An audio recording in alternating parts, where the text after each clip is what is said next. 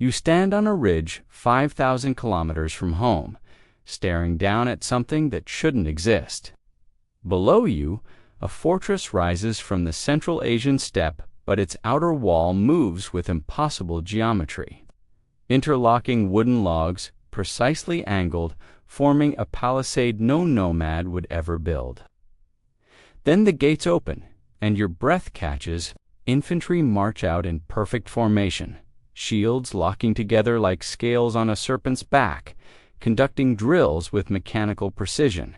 You've traveled for months through deserts that swallow armies whole, crossed mountain passes where altitude kills more men than enemy swords, and now you're witnessing something your empire has never seen. Roman soldiers, 3,000 miles east of the Mediterranean. 17 years after they vanished from history, before we dive deeper into this impossible encounter, I'd love to know, where in the world are you watching this from? It absolutely amazes me that a story this ancient, this obscure, somehow finds its way to screens across every continent. Drop a comment and let me know. The year is 36 BC. The man staring down at this architectural impossibility is Chen Teng, a Han Dynasty general who has committed high treason just to reach this moment. The fortress belongs to Getzi Chanyu, a warlord who fled westward after losing a brutal civil war. But the soldiers defending his walls, the ones moving with that unsettling Roman discipline, they're ghosts. Men who disappeared from recorded history in 53 BC, swallowed by the desert after Rome's most catastrophic military defeat. This is the story of how 10,000 legionaries became the greatest mystery of the ancient world, and how one desperate battle on the edge of nowhere finally revealed where they'd been hiding. 17 years earlier, Marcus Licinius Crassus stood in the Syrian sun, watching his 7 legions prepared to march into Parthian territory. He was the richest man in Rome, part of the triumvirate alongside Pompey and Caesar, but wealth wasn't enough. He needed military glory. He needed a triumph that would eclipse his rivals' conquests. He had 40,000 soldiers, the finest heavy infantry the ancient world had ever produced. The mathematics seemed absurd. The Parthian general Surena waited with barely 10,000 cavalry. No fixed positions, no siege equipment, just horsemen and arrows.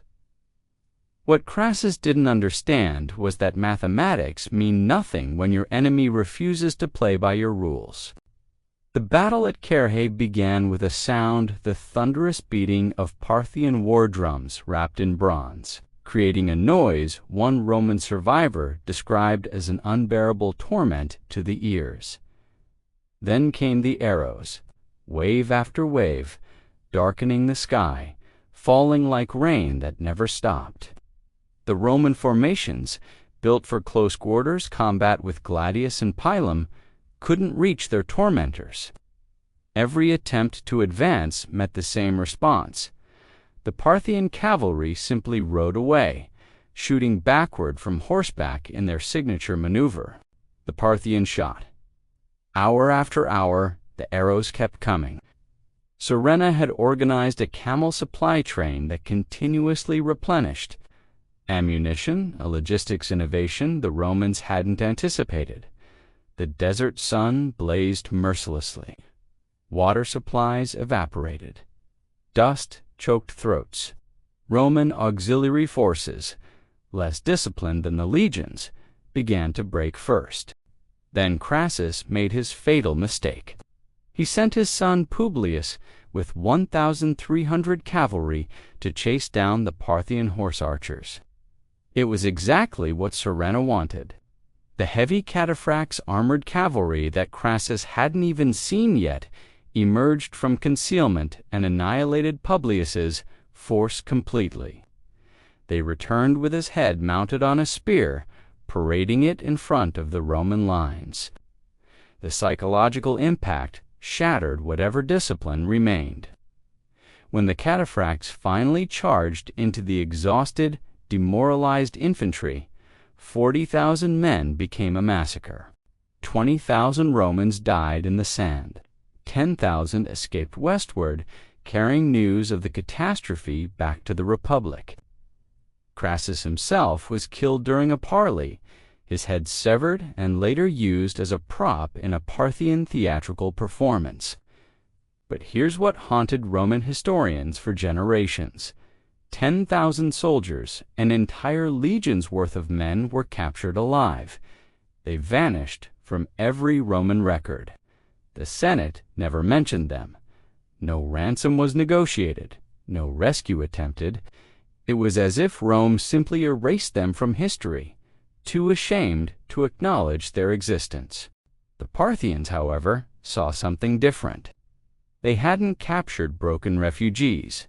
They'd captured trained Roman legionaries, the finest heavy infantry in the world, men who understood formation warfare, siege engineering, fortification construction. Executing them would waste an extraordinary military asset, but keeping them anywhere near Roman territory was suicide. These soldiers knew Roman tactics, Roman weaknesses, Roman campaign schedules.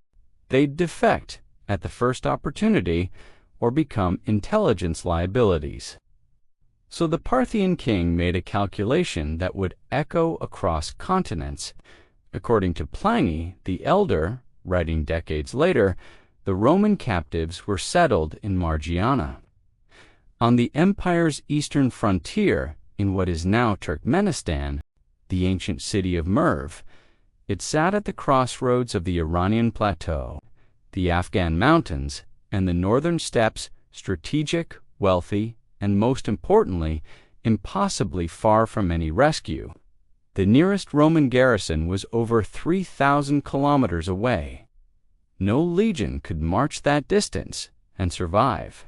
For 17 years, these Roman veterans served Parthian masters. They guarded trade routes, they trained local forces, they married women from Sogdian and Bactrian families, raised children who spoke languages their fathers had never heard, adapted to life on the absolute edge of the known world. Their Latin faded, their formations evolved, but the muscle memory of Roman military discipline that stayed. Shield walls, fortification techniques, the testudo. You don't unlearn 20 years of legion training just because you're exiled to the steppes. Then, in 36 BC, everything shifted. Li-Jien, leader of the Northern Xiongnu Confederation, had just lost a vicious civil war to his brother. Fleeing westward, with whatever forces remained loyal, he needed soldiers desperately. The Parthians, always pragmatic, saw an opportunity. They had Roman-trained infantry they could essentially rent out. Gitzi took them, along with other mercenary forces, and established a fortress deep in Kangju territory near the Talas River in modern Kazakhstan. He built it in layers, an inner earthen wall in the Central Asian style, but surrounded by that distinctive outer palisade of interlocking wooden logs. Roman engineering adapted to steppe materials. Meanwhile, 5,000 kilometers to the east, Chen Tang was preparing to commit the most spectacular act of career suicide in Han Dynasty history. Unlike celebrated generals like Huo Qubing who came from aristocratic families, Chen Tang was dirt poor, so poor that in his youth he survived by borrowing money and begging from neighbors. So poor that when his debts piled up, he was publicly shamed in his hometown. Poverty had given him two things, desperation and brilliance. He possessed an encyclopedic knowledge of frontier politics, tribal alliances, trade routes, military logistics.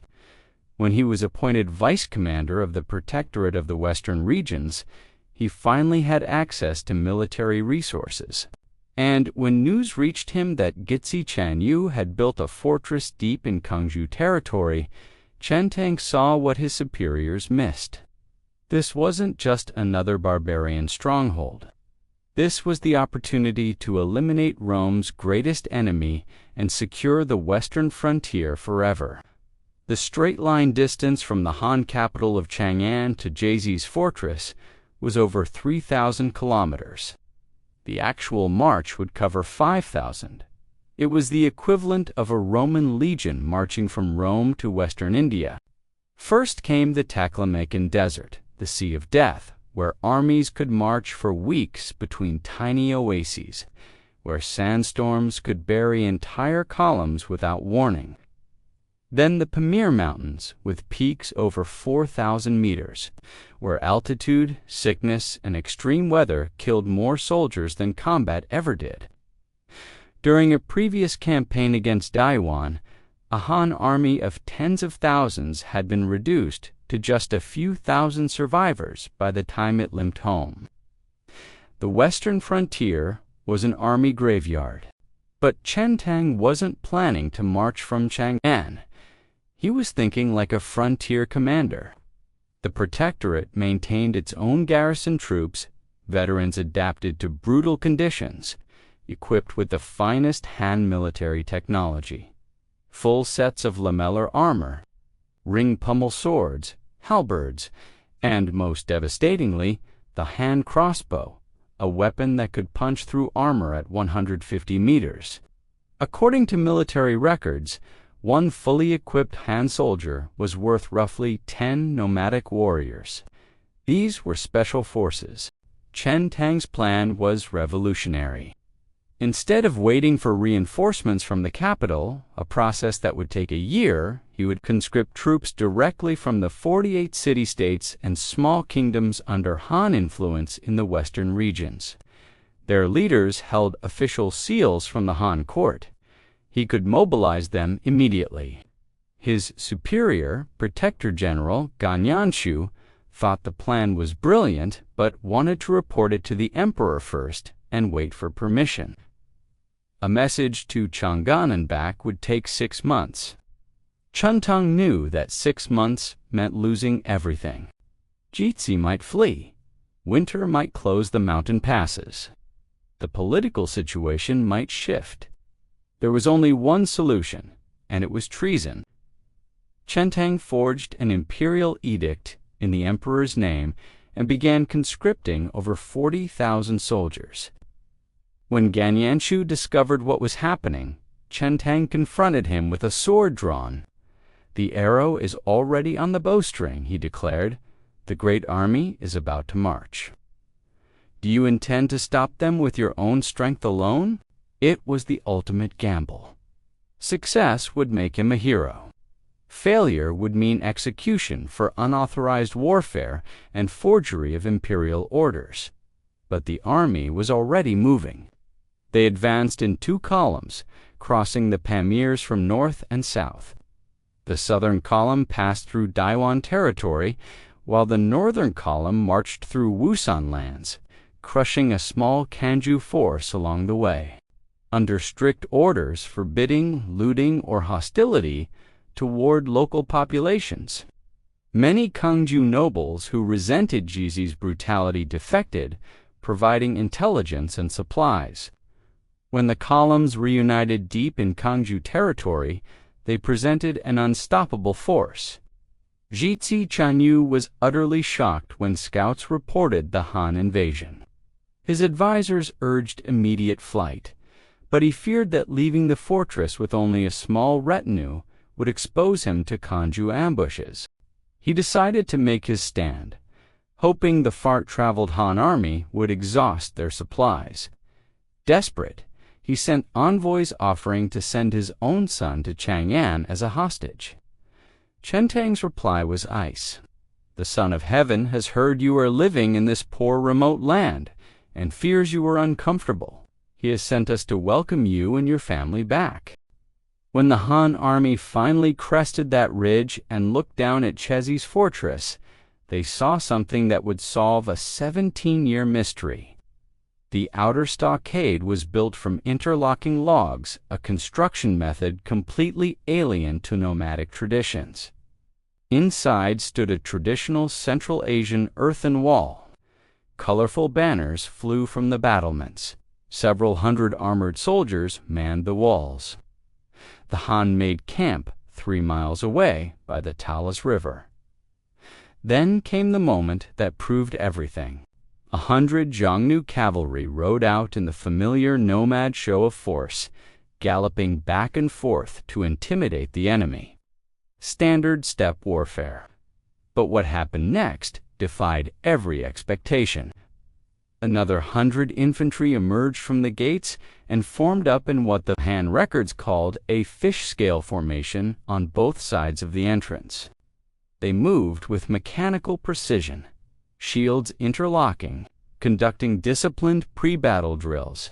This was the smoking gun. Nomads didn't have heavy infantry. They didn't use tight formations. Most importantly, this kind of provocative, disciplined drilling before battle was completely outside the nomadic way of war. Only Roman legionaries were trained for this exact tactical display. The testudo formation, adapted for defensive warfare after 17 years on the Parthian frontier. 17 years of evolution, but the DNA was unmistakable. Chen Tang ordered his crossbowmen to unleash a volley. The 100 infantry and cavalry immediately retreated into the city. To the deafening roar of war drums, the Han army launched an all-out assault from every direction. Garrison troops advanced behind massive shields, while crossbowmen rained bolts on the defenders. Auxiliary forces filled the moat and blockaded the gates. Under a sky-darkening storm of arrows, defenders on the earthen wall were systematically eliminated. The Han brought up firewood and set the wooden stockade ablaze. Roman engineering burned against Chinese firepower. At night, Gizi attempted a desperate cavalry charge through the gates, only to be annihilated by waiting crossbow volleys. He fought on the walls himself, clad in armor, alongside his armed wives and concubines. An arrow wounded him in the face. Most of his consorts died around him. By midnight, the outer wooden wall was completely consumed by fire. A relief force of 10,000 Kangju cavalry arrived and launched several charges, but light cavalry were merely moving targets for Han crossbows. After suffering heavy casualties, they abandoned Gizi and fled. At dawn, the Han army launched its final assault. Soldiers swarmed over the earthen walls. Street fighting followed. Gizi retreated to his palace, but Han soldiers pursued him relentlessly. In fierce close-quarters combat, Gizi Chanyu was mortally wounded and beheaded. He became the first and only Chanyu, supreme ruler killed in battle by the Han. The final count told the story. 1,518 enemy killed, 145 captured alive. Those 145 survivors likely included the last Roman legionaries 17 years after Carrhae. These weren't just soldiers. They were the last Romans ever to face the Han Empire. Chen Tang's career afterward swung between glory and disgrace like a pendulum. The emperor granted him a noble title, but Confucian officials attacked his corruption in defiance of protocol. He was stripped of rank, imprisoned, then reinstated when his military genius was needed again.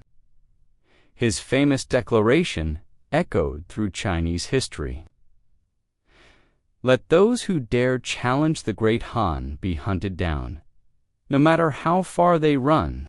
But here's what haunts historians. We don't know what happened to those 145 survivors.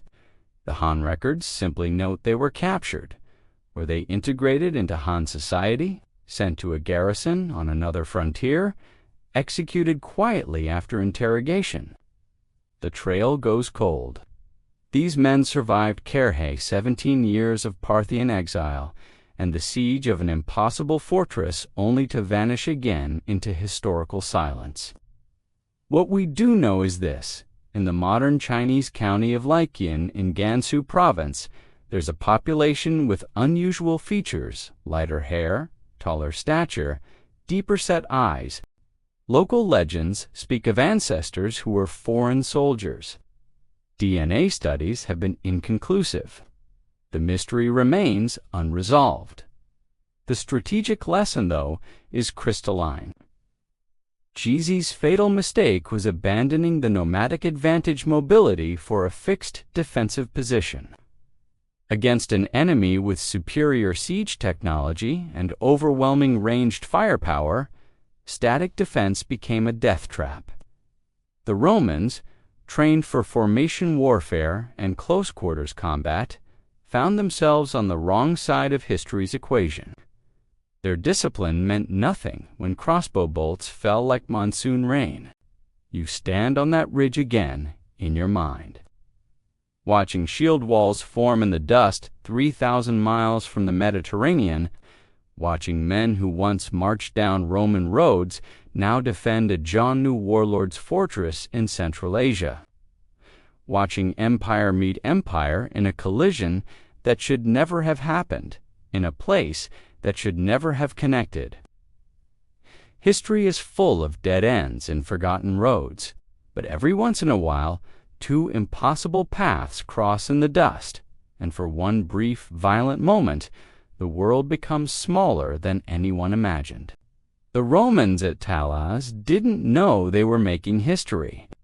They thought they were just surviving another day in exile. Instead, they became the answer to a question Rome stopped asking 17 years earlier. And then, just as mysteriously, they disappeared again, this time into the vastness of an empire that didn't even know Rome existed.